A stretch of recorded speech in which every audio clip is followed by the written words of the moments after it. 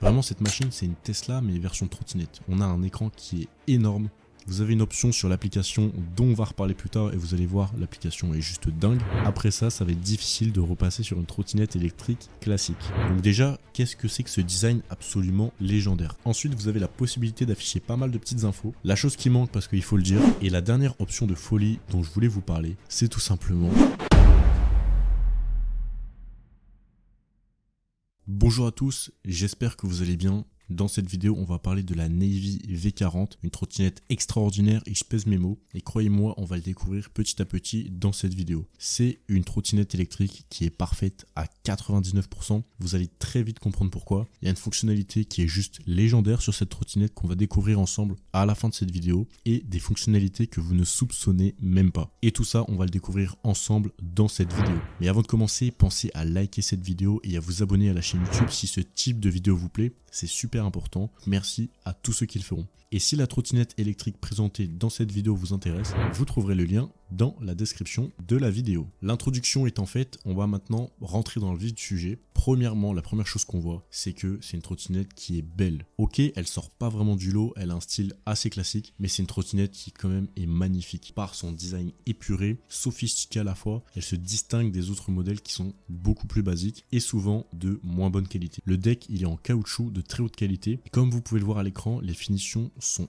incroyables. C'est vraiment un très haut niveau de précision. Quand on la voit, on pourrait même se dire qu'il y a un petit côté artistique tellement c'est magnifique. Vraiment, cette machine, c'est une Tesla mais version trottinette. On a un écran qui est énorme, d'une qualité impressionnante. Même sur les trottinettes à plus de 1000 €, on n'a pas ce type d'écran en général. Donc là, c'est incroyable. Sur une trottinette beaucoup moins chère, on a un écran grand, esthétique, épuré, très lumineux. Enfin, en fait, c'est juste un écran exceptionnel. C'est hyper facile de lire les informations qu'il y a dessus, même si elles restent classiques. Donc on a la vitesse, la batterie restante, le témoin lumineux pour les feux et les témoins lumineux que vous connaissez donc en cas de panne ou de problème en tout genre. Ensuite, on a un garde-boue qui est renforcé comme vous pouvez le voir à l'écran, mais même sans ce renfort, on sent déjà qu'il y a une certaine solidité et une certaine robustesse. Donc ça, encore une fois, ça montre qu'il y a du sérieux sur ce modèle, que tous les détails ont été pensés. On voit bien qu'avec ce modèle, c'est pas forcément un but uniquement de rentabilité, mais qu'ils ont vraiment voulu construire une belle machine bien finie, bien pensée, solide et super agréable à conduire, mais ça, vous allez vite le comprendre dans la suite de la vidéo. Personnellement, c'est ce genre de détails qui pour moi font toute la différence. Un bel écran qu'on ne retrouve sur aucune autre trottinette, un deck magnifique qui peut se laver super facilement, un garde-boue renforcé, on a des particularités, on a des formes un petit peu arrondies sur le haut du guidon, pareil en bas du guidon, c'est vraiment super joli. C'est une trottinette qui vient mettre de la distance entre elle et la concurrence. C'est une trottinette qui est unique et rien qu'esthétiquement on le comprend très rapidement. Ensuite, c'est assez classique, on a un phare à l'avant, un feu stop à l'arrière, mais encore ça c'est super intéressant, vous allez le voir, parce que le phare avant, en plus d'être assez puissant, il s'allume automatiquement lorsque la luminosité est faible. Donc ça déjà c'est incroyable, c'est super intéressant. De plus en plus les trottinettes deviennent plus automatisées, plus performantes, plus agréables à conduire, et ça je dois vous dire que c'est un régal. Si par exemple vous voulez acheter une trottinette électrique pour un de vos enfants, c'est rassurant de se dire que au moins, même s'il n'y pense pas, il sera de toute façon éclairé automatiquement. Donc ça c'est super intéressant, moi j'aime beaucoup ce genre de détails, ce genre de fonctionnalité, je trouve que c'est vraiment ça qui apporte de la plus-value à une trottinette électrique. Pareil pour le feu à l'arrière, vous avez une option sur l'application dont on va reparler plus tard et vous allez voir, l'application est juste dingue. On a la possibilité sur l'application de régler le feu stop sur la position toujours allumée, et lorsque vous freinez, le feu stop va s'éclairer encore plus fort. Et là je dois dire que c'est super intéressant parce que à la base, le feu stop lorsqu'il est allumé éclaire déjà vraiment fort, et en fait quand j'ai vu à quel point il éclairait fort, je me suis dit c'est dommage parce que quand on va freiner, il pourra pas s'éclairer plus fort parce qu'il brille déjà très fort. Et en fait, quand on freine, ça s'éclaire encore plus fort. Et même de jour, croyez-moi, on le voit très très bien. Donc ça, encore une fois, c'est du détail. On a un phare avant puissant, un feu stop qui s'allume encore plus fort lorsque vous freinez. Tout ça, c'est des détails qui font de cette machine une machine vraiment unique qui a énormément de qualité et qui est vraiment travaillée sur tous les plans. Chaque détail a été pensé pour que la conduite soit agréable et sécurisée. Pareil, au niveau des poignées, c'est un confort incroyable.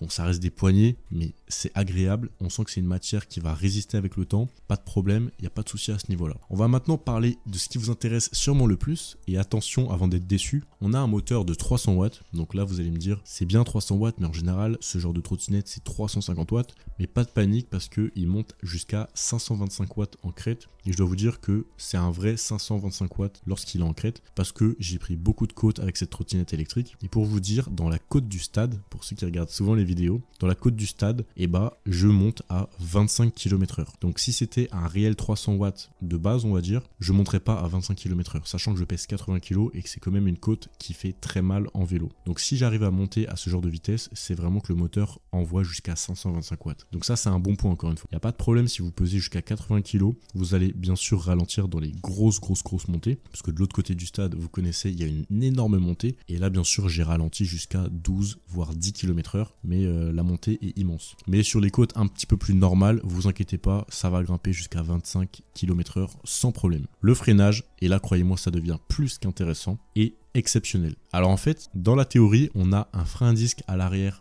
de 120 mm, donc un frein à disque mécanique assez classique. C'est un frein qu'on retrouve sur les Xiaomi de base et sur la plupart des trottinettes électriques telles que la Aovo ES80. Je vous mettrai un lien en haut à droite pour découvrir cette trottinette électrique si ça vous intéresse. Donc c'est un freinage qui est assez classique, mais on va dire qu'il fait largement le boulot pour les trottinettes électriques qui roulent jusqu'à 25 km/h. Mais l'aspect qui est vraiment intéressant et spécial sur cette trottinette électrique, c'est son freinage régénératif, qui n'est pas simplement régénératif, mais qui est en réalité un vrai frein moteur. Et ça, je dois vous dire que c'est extrêmement agréable à utiliser. En fait, vous pouvez régler la force du frein moteur sur l'application. Je vous montre ça tout à l'heure, vous inquiétez pas. Donc vous avez 3 forces, faible, moyenne et forte. Et grâce à ça, lorsque vous lâchez l'accélérateur, vous avez un frein moteur naturel, comme sur une moto thermique par exemple. Et en fait, c'est super agréable car lorsque vous lâchez l'accélérateur, vous allez freiner jusqu'à 5 km/h. Et à 5 km/h, vous allez être en roue libre. Ce qui fait que c'est une décélération qui est relativement forte. On n'est pas au niveau du freinage, mais presque. Et en fait, c'est super agréable parce que quand vous lâchez l'accélérateur, vous allez décélérer assez fortement. C'est pas non plus un freinage puissant, mais c'est une décélération réelle qui va vous amener jusqu'à 5 km/h. Et à 5 km/h, en fait, le frein moteur va se lâcher et vous allez être en roue libre pour vous arrêter vraiment tranquillement. Et ça, je dois vous dire que c'est une fonctionnalité qui est impressionnante en termes de facilité d'utilisation et de plaisir de conduite. Imaginez, vous roulez à fond et là, il y a un gros tournant. Au lieu de freiner au dernier moment, de déraper ou je ne sais quoi, vous lâchez l'accélérateur au bon moment, vous freinez avec le frein moteur de façon hyper fluide, sans à-coups, et lorsque vous pouvez reprendre de la vitesse et réaccélérer, vous réaccélérez en pressant la gâchette d'accélération. Croyez-moi, c'est un luxe juste impressionnant. On se croirait un peu sur les Tesla pour ceux qui connaissent, où lorsque vous lâchez l'accélérateur, vous allez décélérer jusqu'à l'arrêt. C'est vraiment un luxe, un confort de conduite qui est juste impressionnant. Et croyez-moi, après ça, ça va être difficile de repasser sur une trottinette électrique classique. Après, attention, c'est une trottinette électrique hyper intéressante. Il y a énormément de fonctionnalités. On a des pneus de 10 pouces avec chambre à air classique qui offrent un confort de conduite hyper intéressant. On a un beau design, etc. On a une application de dingue que je vais vous présenter dans quelques instants. On a aussi une autonomie théorique de 40 km grâce à une batterie de 275 Wh de 36 volts, 7,65 ampères. On a une masse de 16,2 kg, ce qui pour une compacte est un petit peu lourd, mais ça reste portable sans trop de problèmes. Et une charge maximale autorisée de 120 kg sur ce modèle. Bon, après au niveau de l'autonomie, je pense qu'on sera plutôt aux alentours des 15 voire 20 km en conditions réelles. Ok, maintenant qu'on a fait le tour de la trottinette électrique, on va rentrer dans le vif du sujet et je vais vous présenter l'application de fond en comble. Mais juste avant ça, si cette vidéo vous plaît, pensez à la liker et à vous abonner à la chaîne YouTube, sans oublier d'activer la cloche des notifications. On se retrouve sur l'application, donc là c'est très simple, il vous suffit de sélectionner la trottinette électrique. Pour la connecter, c'est très simple, il vous suffit de connecter la trottinette en Bluetooth, donc on allume la trottinette, on se connecte à l'application et ensuite on a tout simplement besoin de cliquer sur la trottinette. Ensuite, on se retrouve sur l'application. Donc déjà, qu'est-ce que c'est que ce design absolument légendaire? C'est vraiment magnifique. Dites-moi ce que vous en pensez dans les commentaires. Je pense que c'est la plus belle application que j'ai testée pour le moment dans la sphère des trottinettes électriques. En haut, on a la trottinette électrique, donc la Navy V40. On a le pourcentage de la batterie. toujours intéressant si vous voulez savoir le pourcentage exact sur votre batterie, parce que sur l'écran, comme vous avez pu le voir tout à l'heure, on a juste une indication avec des barres. Ensuite, ça nous indique qu'on est en mode sport, qu'on a 40 km d'autonomie, mais si on clique dessus, on peut mettre en mode affichage personnalisé. Ok. Et là, vous allez voir que je n'ai plus que 32 km en fonction de mon usage. Après, je pense que c'est encore moins que 32 km, mais vous avez deux façons de paramétrer l'estimation des kilomètres restants, ce qui je trouve est une bonne démarche. Ensuite, vous avez la possibilité de verrouiller la trottinette comme ceci, qu'on glisse comme ça, hop là. Et là, je vais bouger la trottinette, vous allez entendre avec moi le bruit.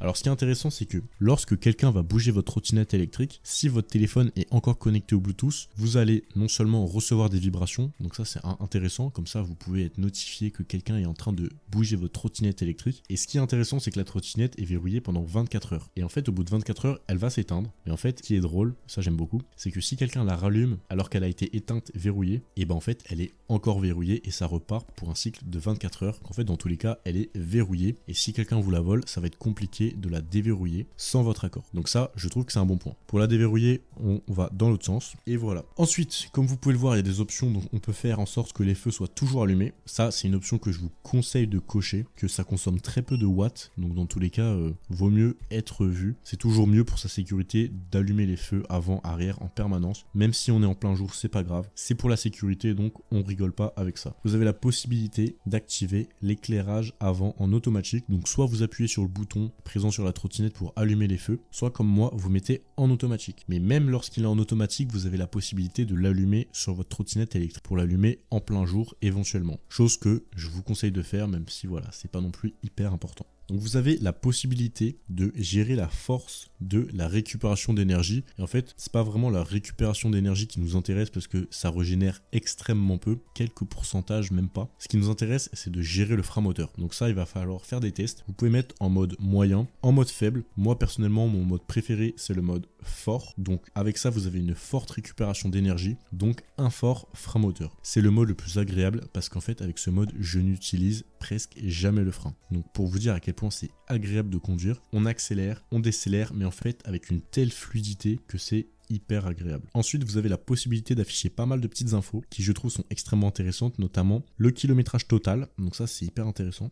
Les kilomètres que vous avez fait chaque jour, donc là vous voyez que en fait là le premier jour j'ai fait 2 km 5 minutes, deuxième jour 2 km 7 minutes et voilà et ainsi de suite. Donc voilà, et vous avez le kilométrage total en haut à gauche. Donc ça c'est magnifique, comme ça vous pouvez voir combien de milliers de kilomètres vous lui mettez à votre trottinette électrique. Ça personnellement j'adore, donc je suis fan de ce genre d'option. Donc ça c'est encore une fois excellent. Ensuite en haut à droite vous avez 3 petits points, mais là en fait vous n'avez plus vraiment beaucoup d'options. Voilà, c'est vraiment anecdotique. Vous avez des informations sur la batterie, ce genre de choses, mais vraiment c'est du détail, c'est pas important, c'est pas des réglages. Donc c'est pas non plus très intéressant, donc je vais pas m'attarder là-dessus. La chose qui manque, parce qu'il faut le dire, le cruise control. Je l'ai pas trouvé, en fait il y en a pas. Alors ça c'est vraiment malheureux. Je pense qu'ils peuvent le rajouter avec une petite mise à jour du logiciel.